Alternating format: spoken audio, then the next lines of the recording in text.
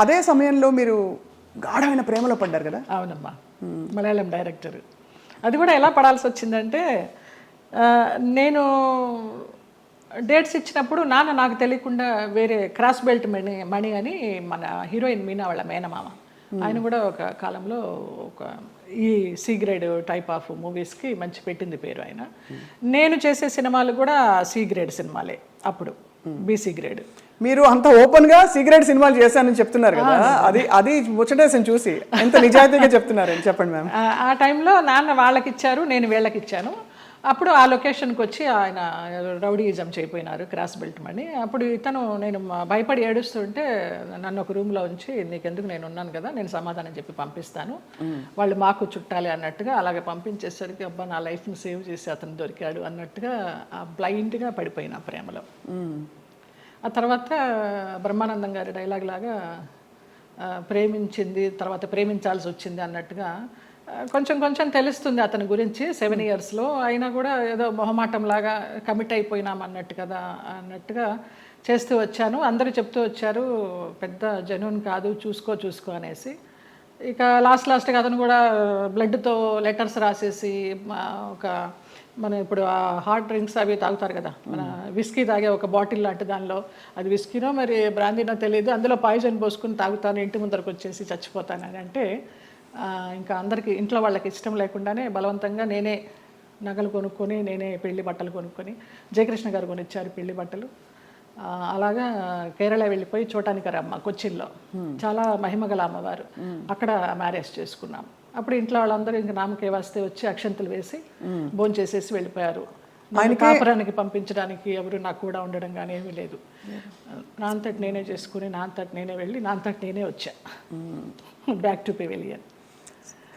ఆ టైంలో జయలలిత గారు ఆయనకి మళ్ళీ, అంటే ఆయనకి మొదటి పెళ్ళే కదా, ఆయనకి ఇద్దరికి, అంటే మీకు కాలేదు, వివాహం కాలేదు, బట్ ఆయనకు కూడా ఏమి. అవును.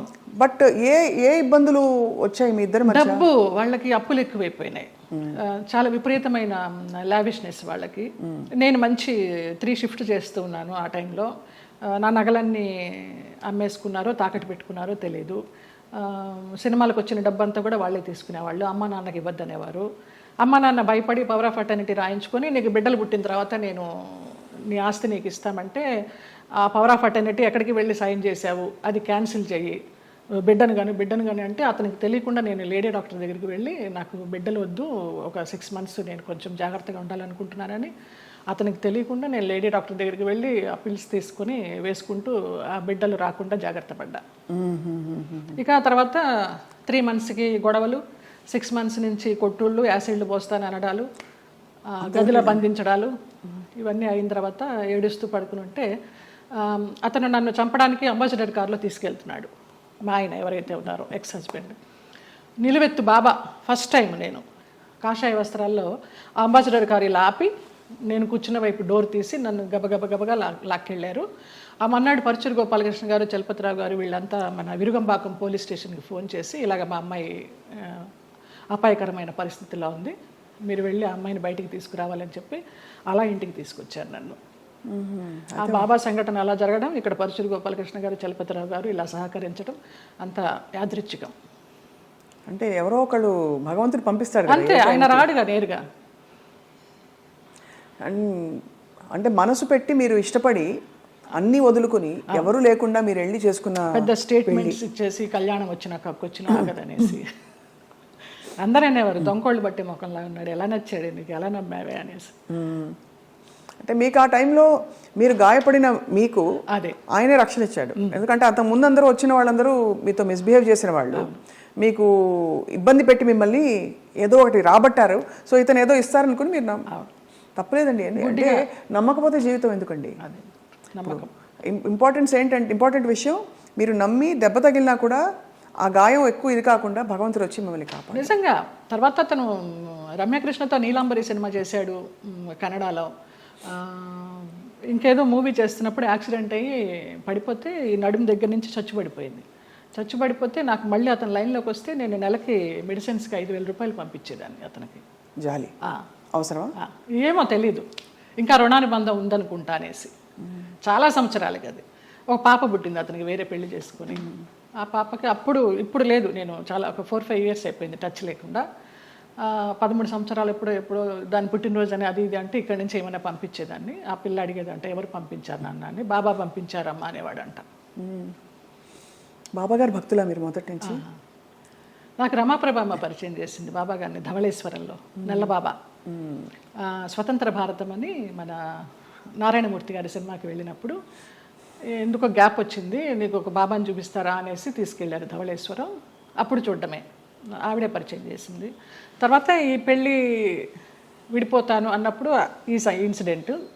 తర్వాత ఇంటికి వచ్చి వారం రోజులు తర్వాత పడుకుని ఏడుస్తుంటే ఏంటి ఇలాగైపోయింది, బాగుంటాను అనుకున్నాను పెళ్లి చేసుకుని అని ఏడుస్తున్నప్పుడు ధవళ వస్త్రాల్లో నేను ఇలా పడుకుని ఏడుస్తుంటే నా పక్కన కూర్చుని ఆయన ఈ మడికాలు వేసుకొని ఇలాగా చేయి పెడితే నాకు కరెంట్ షాక్ కొట్టినట్టు అయిపోయింది.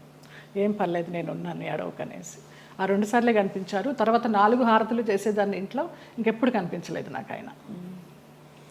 కానీ మీరు చెప్పే ఈ సంఘటనలు ఊహించుకుంటే కూడా అంటే ఇంకా ఏమనాలో మాటలు రావట్లేదు.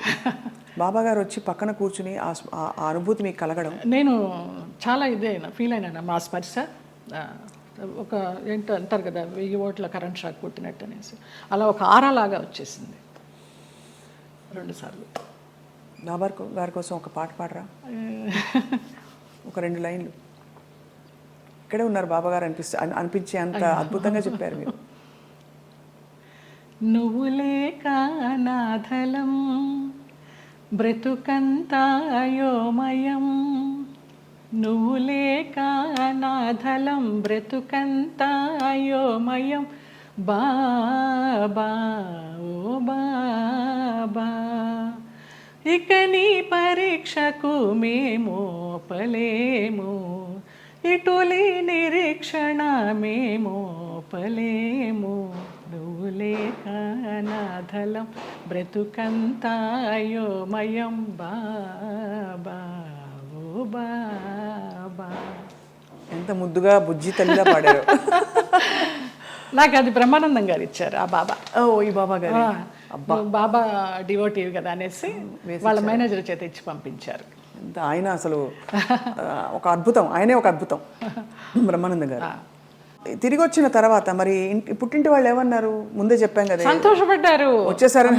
మా అమ్మాయి మాకు వచ్చేసింది, మా సంపాదన మాకుంది అనేసి. కానీ ఒకటండి, మీరు ఏ మాట కామాట ఓపెన్గా మాట్లాడుకుంటున్నాం కాబట్టి పుట్టింటి వాళ్ళు కావచ్చు, అత్తింటి వాళ్ళు కావచ్చు, మిమ్మల్ని ఒక ATM మెషిన్లో చూసారని అనిపిస్తుంది. అంతే. దానికోసం మీరు నలిగిపోయి, మీరు లోపల ఇదైపోయి వెళ్ళి, అప్పుడు నలగడాలు కూడా మనకి తెలియదు, అంత జ్ఞానం కూడా లేదు కాబట్టి మీకు సంతోషం. అంటే ఇగ్నోరెన్స్ ఇస్ బ్లిస్ అంటారు ఇంగ్లీష్లో. అదే ఏమో, నేను తెలుగు మీడియం, ఇంగ్లీష్ కూడా పెద్దగా రాదు, బిఏ తెలుగు మీడియం. అంటే సింపుల్గా చెప్పాలంటే ఎవరి పిచ్చి వారికి రక్షణ, ఆనందం కాకపోయినా. మీకు తెలియనితనమే మీకు మళ్ళీ కాపాడింది. ఆ తర్వాత మళ్ళీ ఇప్పుడు సినిమాలు వరుసగా పరచూరు గోపాలకృష్ణ గారు, ఎంత చలపతిరావు గారు మీకు చేసిన, వాళ్ళే నిలబెట్టారమ్మ. తర్వాత రామానాయుడు గారు వాళ్ళంతా వాళ్ళే నిలబెట్టారు. కాకపోతే అప్పుడు ఉన్నంత డిమాండ్ లేకుండా ఉండే. ఒకసారి పెళ్లి చేసేసుకుని వెళ్ళిపోయి మళ్ళీ వచ్చి నా క్యారెక్టర్లన్నీ అప్పుడు సనా చేసేది ఆ గ్యాప్లో.